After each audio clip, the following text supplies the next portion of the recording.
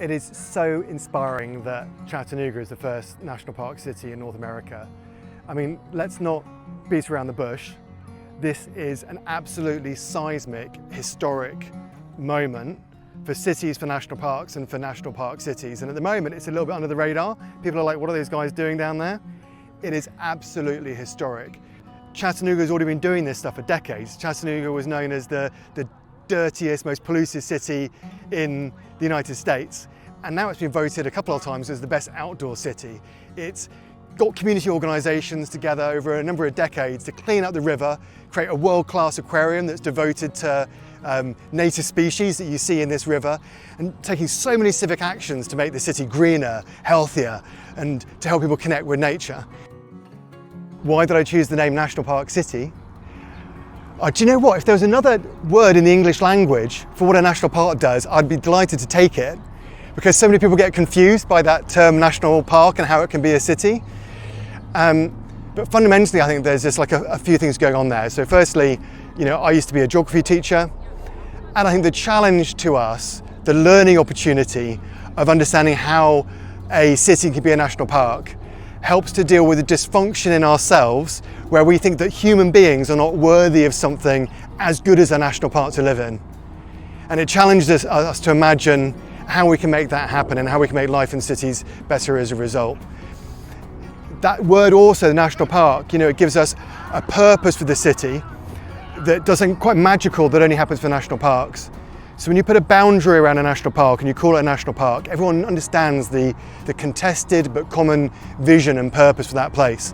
And they know that everyone, everywhere, everything inside that place is working together in some way towards that vision. And that vision is of one that's a better relationship with nature, and we can enjoy ourselves, right?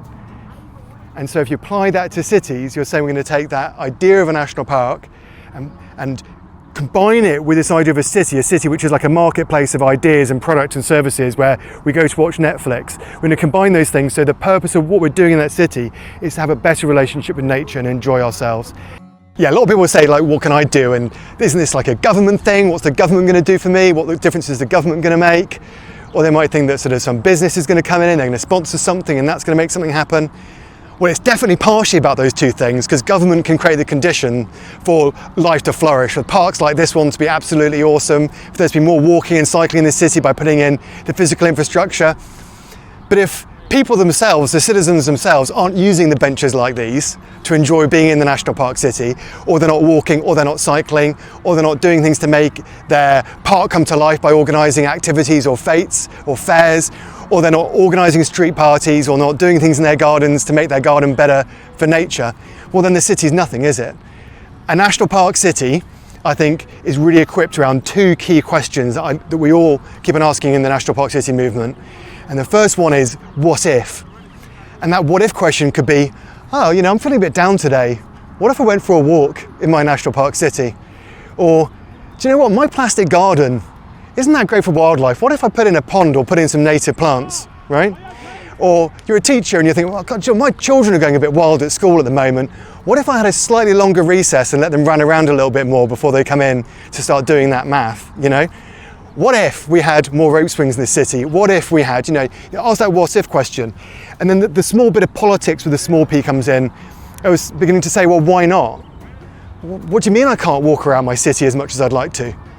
What do you mean, you know, it's not possible for certain species to get between gardens? What do you mean there isn't more outdoor learning in my schools, right? That stuff does not make sense with a national park city. And it's that tension between people's hopes and dreams and desires for the future that can really bring this to life. But, you know, when we were looking at the London National Park City, we were looking at ways to measure it, measure success. And we made a point about saying, well, there are things that government can do and measure, that's all fine.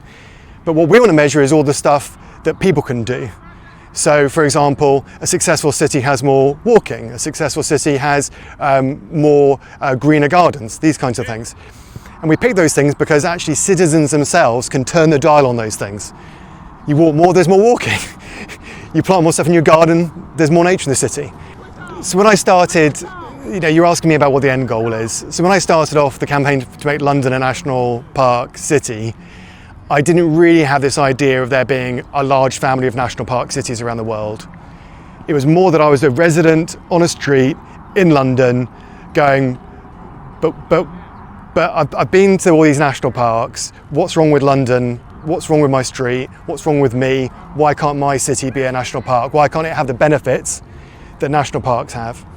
And that's where I started from. But then, we campaigned to make London a national park city, and some people in other cities started going, well, what about us? We'd like to be national park cities too. And it's interesting when you look at it from the perspective of not of like my ambition, but needs. We desperately need cities to be healthier, so people live longer, healthier lives that are richer. We desperately need communities to be stronger. We need cities to flood less.